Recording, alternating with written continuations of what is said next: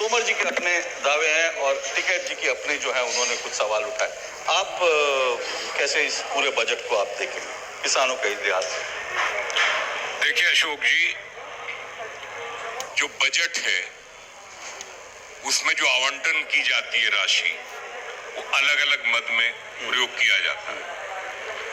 सरकार ने इस कोरोना काल को देखने के बावजूद 2 साल में जिन परिस्थितियों में देश भुगत रहा है, पिछला बजट 1,47,764 करोड़ था, उसे अब 1,51,521 करोड़ रुपए किया है।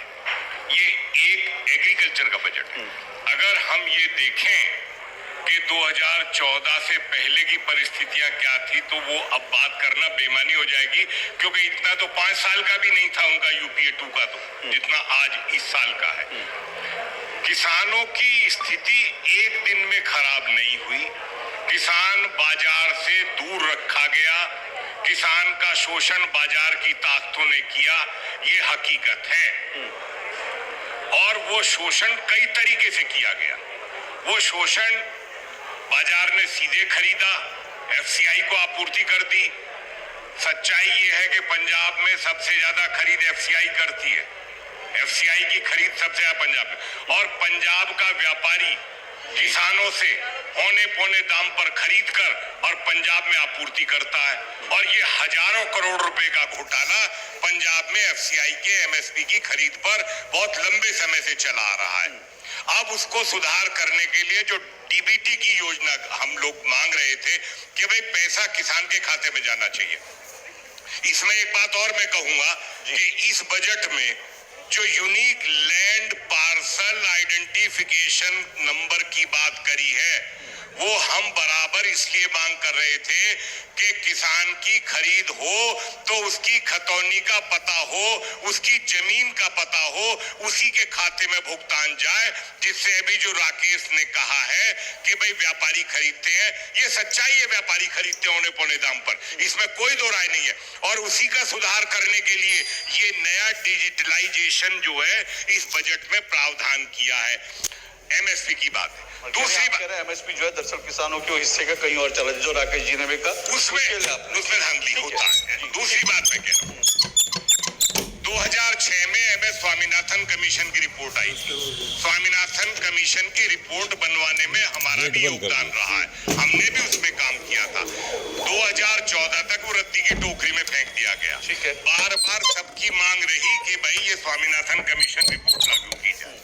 इस सरकार ने A2+FL पर 50% लाभकारी मूल्य जोड़कर ये दाम तय करे हैं। अब रबी भी और खरीफ भी पिछले बराबर ये हो रहा है।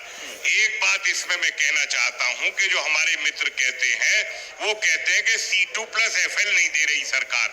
ये अपनी जगह बात गलत नहीं कह रहे हैं कि C2+FL नहीं दे रही है, लेकिन ये भी सच्चाई है कि पहली बार लागत पर 50% लाभकारी मूल्य जोड़कर ये किसान को देने का प्रावधान शुरू किया गया है।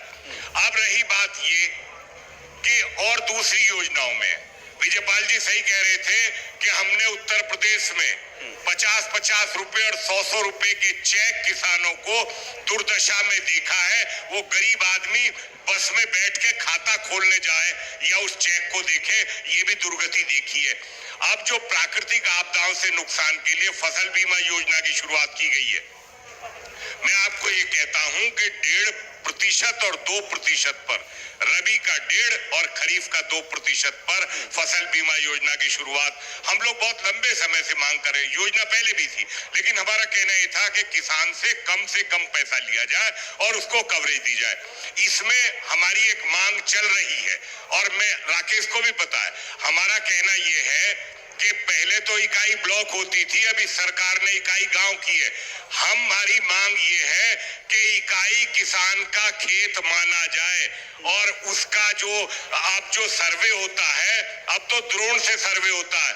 ये पटवारी जो है भ्रष्टाचार की जननी है किसानों की सारी योजनाओं की, तो उसमें सुधार करने के लिए ड्रोन से सैटेलाइट सर्वे अब हो रहा है। ये एक अच्छी शुरुआत है।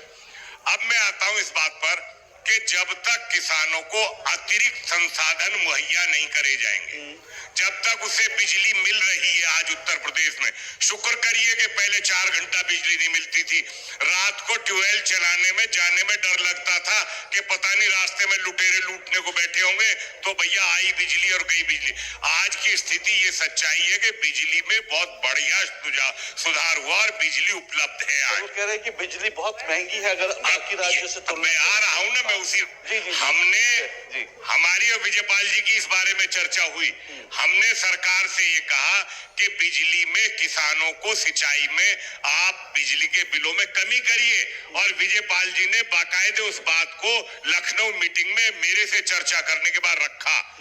हमारा कहना यह है कि मुफ्त की बात करना बहुत आसान है अशोक जी, मुफ्त में तो दुनिया में जहर नहीं मिलता, बिजली कौन दे देगा हमको? ये सब चुनावी हथकंडे हैं, इनमें हम नहीं विश्वास कर सकते, क्योंकि हमने तो यहाँ वो दुर्गति देखी उत्तर प्रदेश में कि उत्तर प्रदेश की सीमा में घुसने पर ये सोचते थे कि फिर अपराध में 2-4 होना पड़ेगा।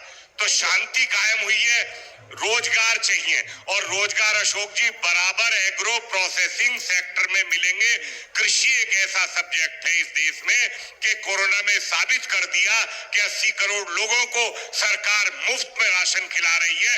ये इस सरकार की ताकत थी, दुनिया की कोई सरकार सोच नहीं सकती। लेकिन एक मिनट आप सुनिए ना, मेरी बात तो सुन लीजिए आप। मेरा ये कहना है कि एमएसपी पे खरीद इसलिए सरकार करेगी। मेरे कुछ मित्रों ने जो शुरू में पंजाब में आंदोलन से पहले एक बात कही थी, मैंने तब भी कहा था, आपको जानकारी है कि सरकार एमएसपी खत्म कर देगी, सरकार मंडी बंद कर देगी, सरकार जमीन छीन लेगी। मैंने तब भी कहा था भैया सरकार एमएसपी खत्म नहीं कर सकती, उनका खाद्य सुरक्षा कानून है।